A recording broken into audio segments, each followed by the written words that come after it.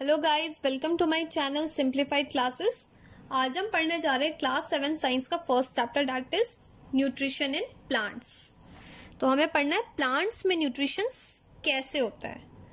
In class 6 you learn that a food is essential for all the living organism. हमने class 6 में पढ़ा था guys कि हमारे लिए फूड कितना ज्यादा इंपॉर्टेंट है। You also learn that a carbohydrates, proteins, fats, vitamins and minerals are the component of food. So components of food हमारे कौन कौन से होते हैं बच्चों? Carbohydrate, fats, proteins, vitamins and minerals. These components of food are called nutrients and are necessary for our body. So ये हमारे components को हम क्या बोलते हैं? न्यूट्रिएंट्स बोलते हैं, जो कि हमारे बॉडी के लिए बहुत ज्यादा नेसेसरी होता है। All the living organism require food. हमें ये पता है कि जितने भी ऑर्गेनिज्म है उन्हें फूड बहुत ज्यादा रिक्वायर्ड है। Plants can synthesize food for themselves, but the animals, including humans, cannot. Plant तो अपना खाना खुद बना सकते हैं, but animals and humans अपना खाना खुद नहीं बना सकते. That is, they cannot synthesize their food by themselves. They get it from plants or animals. They eat plants. Thus, the humans and the animals are directly or indirectly dependent on plants. So, इसलिए humans और animals किस पे dependent है बच्चों? Plants पे। या तो आप directly बोल दो या फिर इनडायरेक्टली बोल दो, प्लांट्स पे डिपेंडेंट है। अब बोल रहे हैं यहाँ पे बूजो wants to know how plants prepare their own food. हमने तो यहाँ देख लिया कि plants can synthesize their food by themselves, लेकिन कैसे, हाउ, यहाँ पे क्वेश्चन आ रहा है। अब 1.1 में बोल रहा है mode of nutrition in plants. Plants are the only organism that can prepare food for themselves by using water, carbon dioxide and minerals. So plant अपना खाना कैसे बना रहा है? By using water, carbon dioxide and minerals. The raw materials are present in the surrounding. तो ये सब कैसे act कर रहे हैं? It acts as a raw material which are present in the surroundings. The nutrients enable living organism to build their bodies. तो nutrients किन किन चीजों में help कर रहे हैं? Build their bodies, to grow, to repair damaged parts of their bodies and to provide the energy to the life process. Okay, so nutrients का आप यहाँ पे रोल देख रहे हैं, फंक्शन देख रहे हैं, किन किन चीजों में हेल्प कर रहा है। Nutrition is the mode of taking food by an organism and its utilization by the body. So nutrition क्या है guys? एक mode of, कहते हैं ना, taking food है किसका? by an organism, और वो बॉडी में कैसे यूटिलाइज कर रहा है। So that is nutrition. The mode of nutrition in which the organism make food themselves from the simple substances are called autotrophic nutrition. It means वैसे type of organism जो अपना खाना खुद बना रहे by the simple substances. So they are known as autotrophs. Auto means self, trophs means nourishment. Therefore the plants are called autotrophs. इसलिए plant क्या हो गया? Autotrophs, क्योंकि हमने यहाँ देखा है plants अपना खाना खुद बना रहे हैं।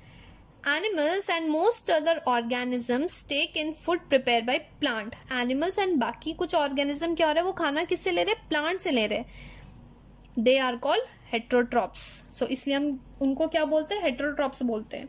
Hetero means others, trophs means आपको यहाँ पे देखा nourishment. ओके, यहाँ पे समझ में आ गया ऑटोट्रॉप्स और हेटेरोट्रॉप्स में डिफरेंस। अब यहाँ पे बोल रहा है बच्चों, पहली ही wants to know why our body can not make food from carbon dioxide, water and minerals like plant do. क्योंकि हमारे भी सराउंडिंग में बच्चों carbon dioxide, water and minerals है, बट हम क्यों नहीं बना सकते खाना खुद से? हम क्यों डिपेंडेंट है प्लांट पे? हम क्यों हेटेरोट्रॉप्स है? Now we may ask where the food factories of the plant are located. ठीक है, हमें पता लग गया कि अपना प्लांट आपका खाना खुद बना रहा है, लेकिन प्लांट में फूड फैक्ट्रीज कहाँ पे प्रेजेंट है? Whether the food is made in all parts of the plant, या तो फूड सारे पार्ट्स में बनता है या only a certain part of the plant. Okay, यहाँ पे क्वेश्चन है how do plant obtain raw material from the surrounding. ये जो raw material की बात हुई है, water, carbon dioxide and mineral, ये कैसे उसको ऑब्टेन कर रहा है? एंड थर्ड है how do they transport them to the food factories of the plant. और वहां तक ट्रांसपोर्ट कैसे हो रहा है? मीन्स जो भी आपका फूड फैक्ट्रीज है, जहाँ पे भी आपका खाना बन रहा है, वहां तक ट्रांसपोर्ट कैसे हो रहा है? ओके, सो ये जो क्वेश्चंस के आपको आंसर्स आपको आगे मिलेंगे।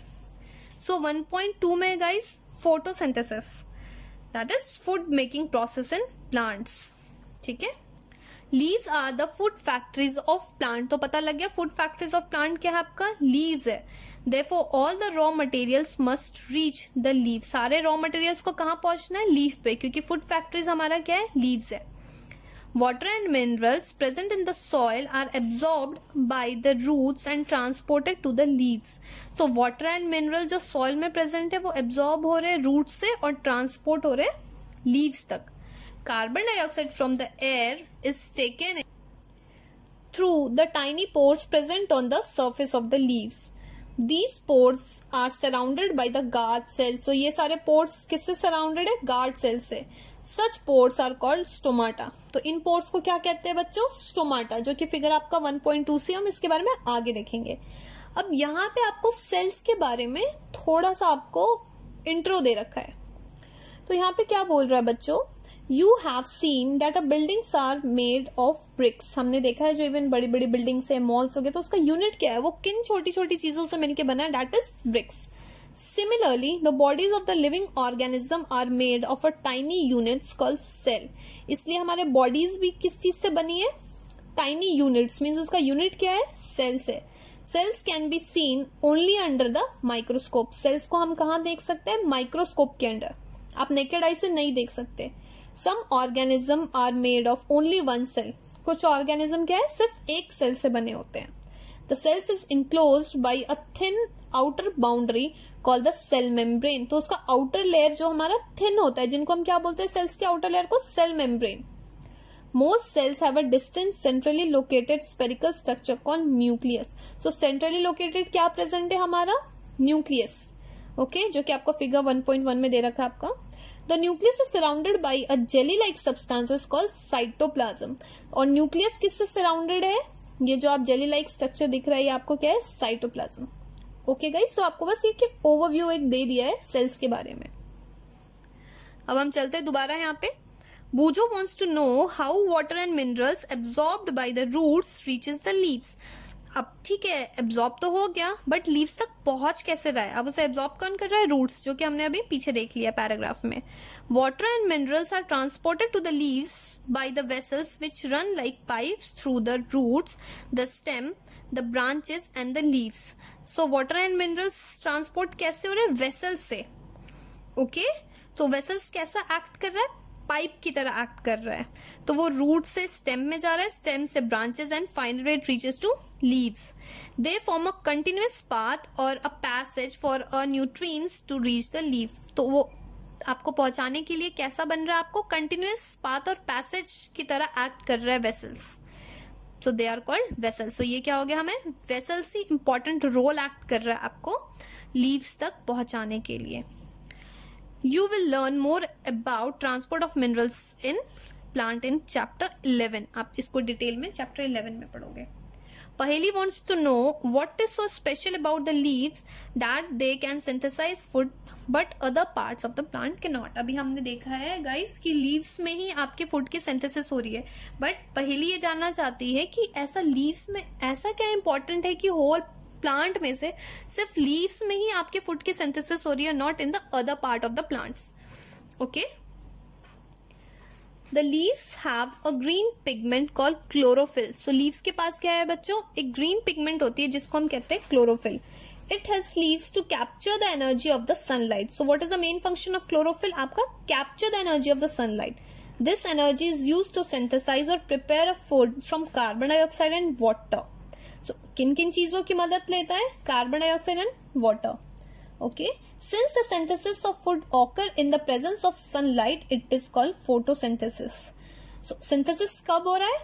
इन the presence of sunlight. That's why it is known as photosynthesis. Photo means light, synthesis means to combine. So we find that a chlorophyll, sunlight, carbon dioxide and water are necessary to carry out the process of photosynthesis. So बच्चों, photosynthesis के लिए क्या क्या हमें जरूरत हो गई? बहुत ज्यादा क्लोरोफिल की जरूरत है, sunlight, carbon dioxide and water. It is a unique process on earth, definitely. The solar energy is captured by the leaves and stored in the plant in the form of food. So solar energy को कौन capture कर रहा है? Leaves. और food भी store कहाँ पे हो रहा है? लीव्स में हो रहा है, इन the form of food. Okay, leaves में आपकी जो एनर्जी स्टोर हो रही है. Thus, the sun is the ultimate source of energy for the living organism. तो हम इसलिए कह सकते हैं कि अल्टीमेट सोर्स ऑफ एनर्जी क्या हो गया? हमारा सन हो गया. बिकॉज विदाउट सन फोटोसिंथेसिस नहीं हो सकता। सो बोल रहा है can you imagine life on earth in the absence of photosynthesis. आप एक बार इमेजिन करके देखो कि अगर फोटोसिंथेसिस नहीं है तो क्या होगा। So in the absence of photosynthesis there would be not any food, क्योंकि फोटोसिंथेसिस नहीं होगा तो सिंथेसिस नहीं होगा, ओके, खाना नहीं बनेगा। The survival of almost all the living organism directly or indirectly depends upon the food made by the plants, क्योंकि हमें पता है most of the organism किस पे dependent है, directly और indirectly plants पे, including humans. Besides oxygen which is essential for the survival of all organism is produced during the photosynthesis. Even जो हम ऑक्सीजन ले रहे हैं for survival वो भी हम कब ले रहे हैं, कब प्रोड्यूस हो रहा है, during the photosynthesis. In the absence of photosynthesis, life would be impossible on earth. So अगर photosynthesis नहीं है तो हम life को guys imagine भी नहीं कर सकते.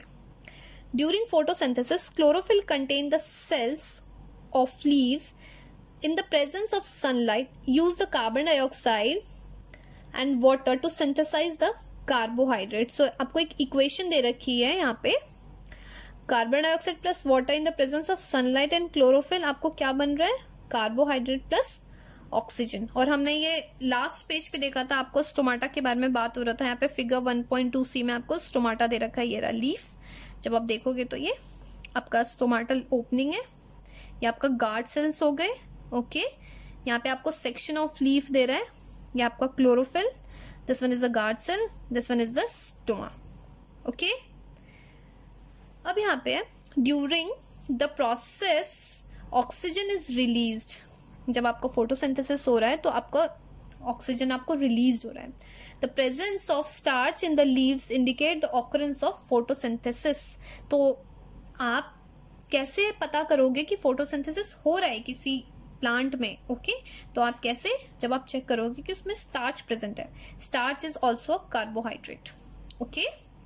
यहाँ पे आपको छोटा सा आपको इंफॉर्मेशन दे रहा है, besides leaves photosynthesis also take place in the other green parts of the plant. तो photosynthesis क्या हो सकता है, जरूरी नहीं है कि सिर्फ आपके leaves में ही होगा, बाकी आपके parts of plant में भी हो सकता है।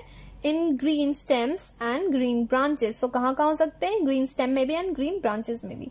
the desert plants have scales or a spine like leaves to reduce the loss of water by transpiration. आप डेजर्ट में देखते हो मेनली, आप जैसे वहां पे आपको लीव्स नहीं दिखेगा, आपको वो लीव्स कन्वर्ट हो जाते हैं बच्चों स्पाइन्स में। क्यों, क्योंकि आपको ट्रांसपिरेशन को रिड्यूस करने के लिए, आप ट्रांसपिरेशन क्या, आपका loss of water from the plant, okay.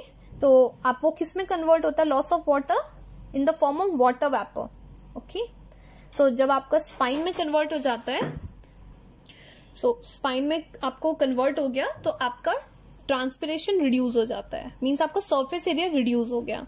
These plants have green stem which carry out photosynthesis. So photosynthesis आपका लीव्स तो आपका स्पाइन में कन्वर्ट हो गया, तो आपको फोटोसिंथेसिस कहाँ हो रहा है, आपका ग्रीन स्टेम में, ओके। यहाँ पे आपको फिगर 1.3 में दे रखा है डायग्राम शोइंग अ फोटोसिंथेसिस, ठीक है।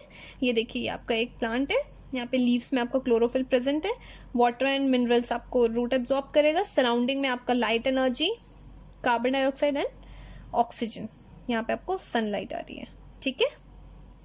यहाँ पे है Boojho has observed some plants with deep red और वॉलेट और अ ब्राउन लीव्स, ठीक है। जरूरी नहीं है कि हमारे लीव्स सिर्फ ग्रीन कलर के होते हैं, हमारे लीव्स डीप रेड भी हो सकते हैं, वॉलेट भी हो सकते हैं और ब्राउन लीव्स भी हो सकते हैं। He wants to know whether these leaves also carried out photosynthesis. क्या different color except green leaves, क्या वहाँ पे photosynthesis होती है? तो इस चीज के बारे में बच्चों नेक्स्ट वीडियो में पढ़ेंगे, ठीक है।